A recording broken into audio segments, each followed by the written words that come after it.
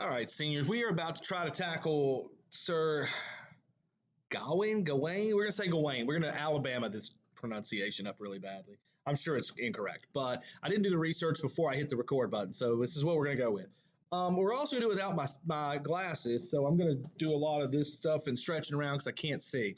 So let me kind of give you the context of what we're working with here. We're going to work with two stories that are part of the Arthurian romance cycle, which is a collection of stories about King Arthur and his knights. They're done by a variety of people over a variety of years. So, and they're not even really part of the same like universe in some ways. Some stories characters do one thing, and other stories a different character does it. In some stories, a character may be evil that's not in later stories. I compared it to comic books. You may read Batman comic books and you may read them for a couple of years, but there's different versions of the Batman's story. And some times he fights against this guy, and he may fight against this guy in another series, and this one might be dead. And it's all sorts of all over the place. It's not one coherent section of stories, to be honest with you. So at times it can be confusing, but we're going to look at just two of the stories. One about Sir Gawain and the Green Knight. We're going to talk about that. This is not my favorite story, by the way, but it's okay. I think the way it's written is a problem for me. And then we're going to also read the part about Arthur's death and more of Arthur. So we'll do that tomorrow, though. So let's tackle Sir Gawain and the Green Knight. And what we're going to deal with here is medieval romances. And again, when we talk about romance, it doesn't necessarily mean a love story. Romance just means that it's got some supernatural events. It talks about the power of the individual. It focuses on emotions, that sort of things. Now, we're dealing with something that has become a legend. And the term legend is, if I was to ask you to define what a legend is, you'd struggle because we know what it is, but defining it's really difficult. So for legends, we're going to look for three particular elements, especially in this story. So I want you to be able to identify these three elements. Okay, sounds like a test question, doesn't it? Maybe think about that. All right. So first we got to say heroic figures or memorable deeds. So obviously King Arthur's knights are typically going to do the heroic they're going to be heroic figures. Although that is a little bit questionable in this story because our main character Sir Gawain is not always the most heroic in this. But the antagonist, the Green Knight, is. So that's interesting. As far as memorable deeds, well, you'll see. The second thing is going to be quests or searches for something important, contests or tests. Contests and tests are a part of this. There's really not a quest in this one unless it's to find the Green Knight's where he lives, but there are definitely several instances of tests in this, okay? The final thing we're going to look for, and you've seen this several times already, especially in ancient works, is the concept of patterns, especially patterns of three. For some reason, this has become a huge part of older literature, but I'm sure it still shows up today as well, okay? So we're going to read a section of this. This is Geoffrey of Monmouth. I'm not sure exactly who the originator of this particular story is. It doesn't say. We just have who translated it. I think it's Geoffrey, though. Geoffrey of Monmouth, who's one of our big Arthur historians. So as we go through this, and if you look back at your assignments, one of your assignments is, in fact, about the code of chivalry. So keep an eye out for that. Chivalry is going to be a code of behavior that knights were supposed to follow. It entails a lot of different things. You're going to see some of them here. We'll see some more in the next story too. So keep an eye out for those because that's going to come back for your homework. Okay. So I'm not going to read this because it is kind of extensive, but I'm going to hit the high points, give you some tips on it, and try to keep it as simple as I can. So we start out with King Arthur and his knights celebrating around Christmas time, having a feast, and something really weird happens. All of a sudden, this man comes just barreling into their hall on his horse, and that by itself is a little bit odd. He immediately comes in and says, "I want to see your leader. Show me who he is now." And everyone's kind of shocked and doesn't know how to respond because this man is green. His horse is green. And I'm not talking about like he's wearing green clothes. He's green, which is an odd thing. We're going to look at what that color has to do with anything here in a little bit. But, anytime you see a color that seems out of place, you want to really pay close attention to it. In this instance, it definitely matters. So, your book says, I'm going to read this part to you. It's on page 172. It says, not all, I think, for dread, but some of courteous grace, let him who was their head be spokesman in that place. So when he asks who the king is, no one points out, there's the king. They kind of wait and let Arthur say. Now, that could be because of courtesy, could be because of fear, could be because of just pure, like, there's a green man standing here, and I've lost track of my tongue at this point. So once he introduces himself, or Arthur introduces himself to the Green Knight. The Green Knight says basically that he is there to see this amazing group of people, King Arthur's court. He's heard such great things about them, and if he wants to know if they're really as good as what is, as the legends say, if they're really as, these knights really follow chivalry as they say they do. By the way, we're going to get Legend Element 2, which was the test or the contest right away, because the knight asked who would, that he has a contest he would like to extend to the bravest of knights. All right. Now, the game he suggests, there everyone seems shocked because it seems like there's a catch. Basically, here's the deal. He says, I've got this huge axe, like this big pole arm, and what we're going to do is we're going to take turns trying to cut each other's heads off. He says, I'll put my head here and you take the first swing. But if you don't kill me, then a year from now, you have to come find me and I get a chance to do the same to you. Now he's going to give them a year, and we saw this back with the wife of Bath's Tale, that this giving them a year, there's a reason for that. It's about giving them a chance to run away, see if they're really as honest as they say, which is one of the real tests here, okay?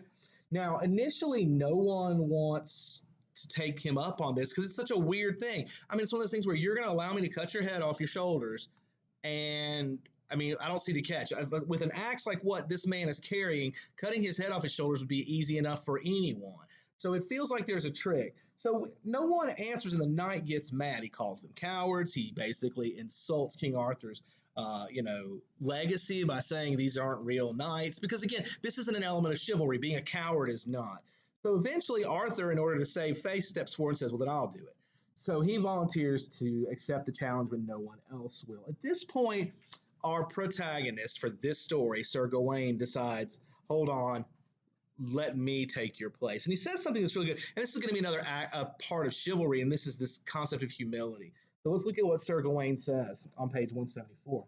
He says, I am the weakest, well I know, and a whit feeblest, and the loss of my life would be least of any. That I have for you, uncle, is my own. I'm sorry. The loss of my life would be least of any. That I have you for uncle is my only praise. My body, but for your blood, is barren of worth. And for that this folly befits not a king, and 'tis I that have asked it. It ought to be mine. And if my claim be not comely, let all this court judge in sight. So he says, look, this isn't a job for a king. Let me do it. I'm the dumbest and the weakest. The only thing of value I have is my blood, which makes me related to you. So just let me do it.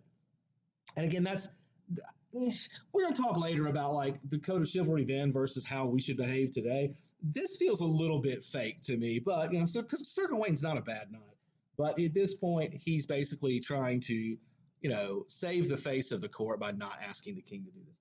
So Sir Gawain goes up and he kind of meets with the knight and they kind of shake hands. The knight wants to know who Gawain is. Gawain introduces himself. Gawain asks about him though, and the knight tells him basically, I'll tell you what, if I'm still alive at the end of this, I'll let you know who I am. Gawain's like, okay, fine. The knight does tell him, if I'm still alive at the end of this in a year, you have to come find me. Now, guys, understand, that's a big deal because that means that Gawain has to show he's a man of his word. All right, and that's going to be an issue later in this. Not him showing up, he does that, but the fact that he does lose track of his word. All right. So at this point, Gawain brings up the axe and whoom, guy's head comes off. It rolls around on the floor. I mean, for all intents and purposes, he should be dead. But the man walks over there headless, picks up his head, grabs it, and gets ready to leave. It acts like it's no big deal. He's just carrying his head around. Again, this would be a legend element number one, where we have, memorable deeds. I mean, cutting a guy's head off and he doesn't die, pretty big deed. At this point, the guy lets him know, hey, I'm the head sitting here. He's holding it, is talking, and tells him he lives at a place called the Green Chapel, and that Sir Gawain should ask around. It's famous and they'll find him. Now, it's not famous. No one really knows where it is. Gawain spends a while before he finally is able to track him down. Now, this part for me is odd. The knight rides out, and you would think at this point Gawain's pretty upset because he knows what's coming. I mean, he's not magic like this knight is. He's going to lose his head. But Arthur and Gawain kind of joke about it, and then they decide to enjoy the holidays and to, not worry about the future right now. It says the good king, we're on 177, by the way. The good king and Gawain made a great feast with all the dainties double, dishes rare with all manner of meat and minstrels both. Such happiness wholly had they that day in hold.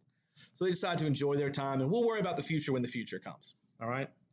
Now, there's a portion of this story that is omitted from your book, and they just kind of give us a background. Basically, there's a journey, and this could be, the part, what is it, 2 or 3, part 2 of the legends again, the quest, because Gawain has to go and find where this place is. It says he travels through the cold, threatening woods of North Wales for weeks.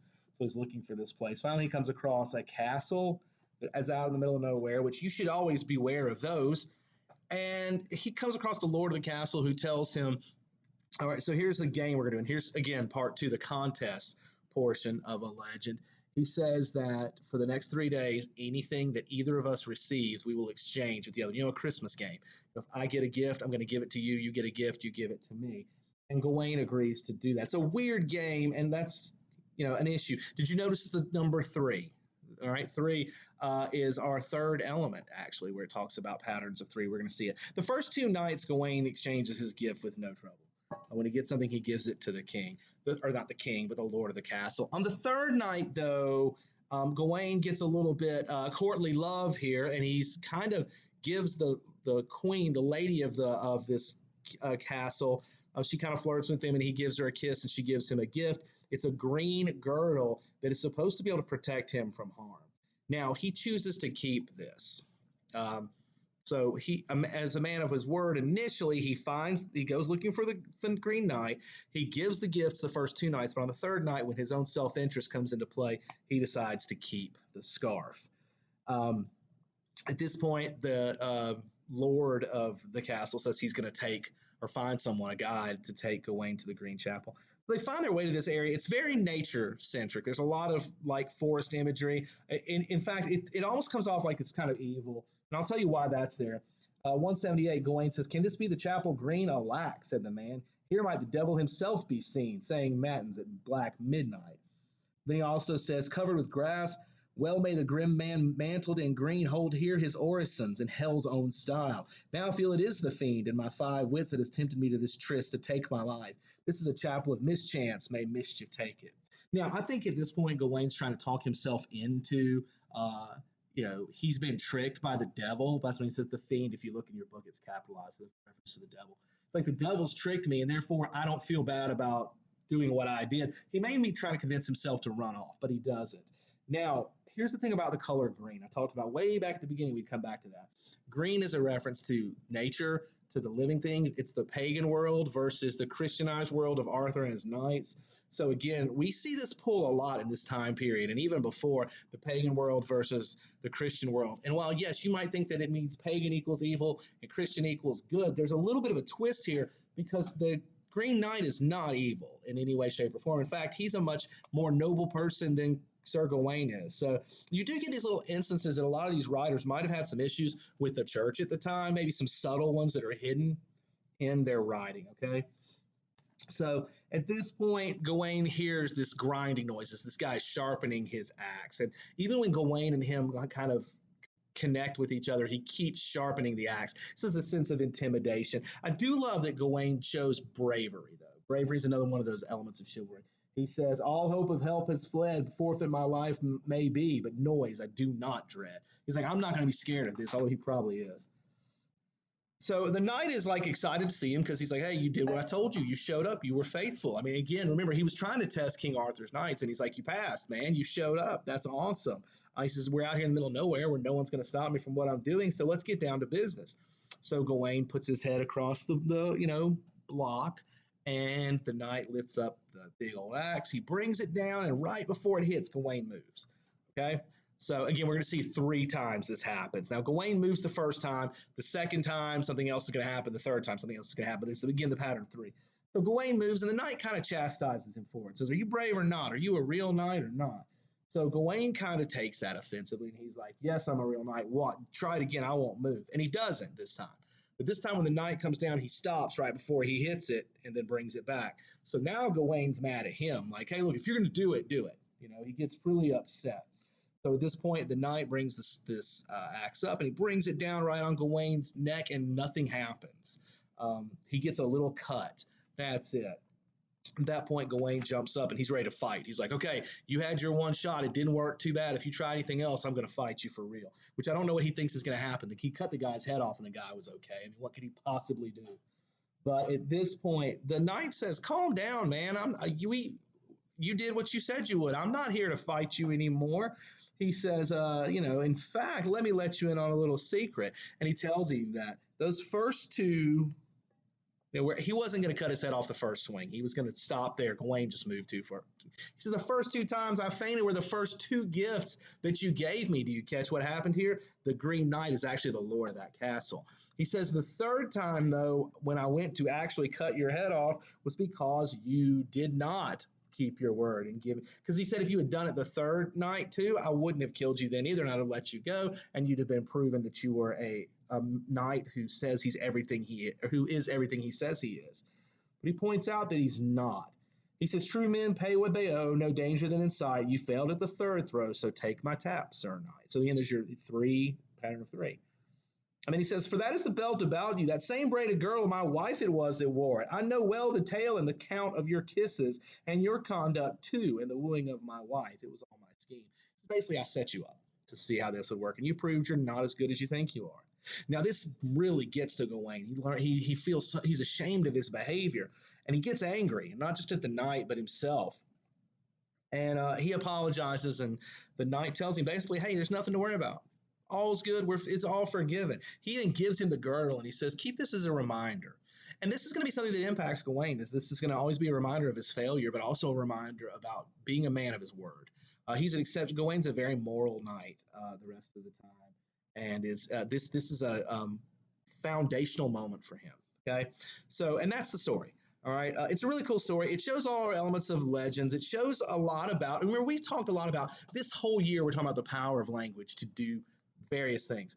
This is a power of language to teach us about morals. I mean, we're going to see that a lot throughout the year, but this one talks a lot about something that you wouldn't expect in a story. You typically would expect Arthur's knights to be perfect and to always do the right thing, and they don't. And what we're supposed to learn here is it's not just about achieving a goal. It's about sometimes learning from your mistakes. See, think about in school. It may be important to get a good grade in a class, but sometimes you learn more from making a bad grade and then it giving you a chance to improve and get better. And that's kind of what we're going to see here with this story. And it was a really cool message. I like the message. The fact that this is told in rhyming pair or rhyming, it's got an A-B, I think, pattern, shook, face, speech. No, it does. It rhymes some, though. It's off and on. It's a weird rhyme scheme, probably because the original language wasn't British or English. So that probably throws it. But the poetic nature of this one kind of throws me. Now, when we get to Mort d'Arthur tomorrow, it's told in prose passages, which is a little bit more fitting, in my opinion. All right. But that's it for this one. We're going to talk more about chivalry tomorrow when we get to Mort d'Arthur and kind of pitch the purpose of me giving you these, just besides the historical value. Okay. So thank you for paying attention. Thank you for watching. I hope that was short enough. I got it under 20 minutes, which is kind of the goal. So those of you who could not listen to school or doing review, that should help you a lot, okay? Now, I did not have my OneNote pulled up so I could look at those questions that were there about the points to discuss, but hopefully we got all of them. If not, please feel free to send me messages and check, okay, before the test. All right, guys. Well, thank you again for the time, and I will see you back from Mort d'Arthur tomorrow.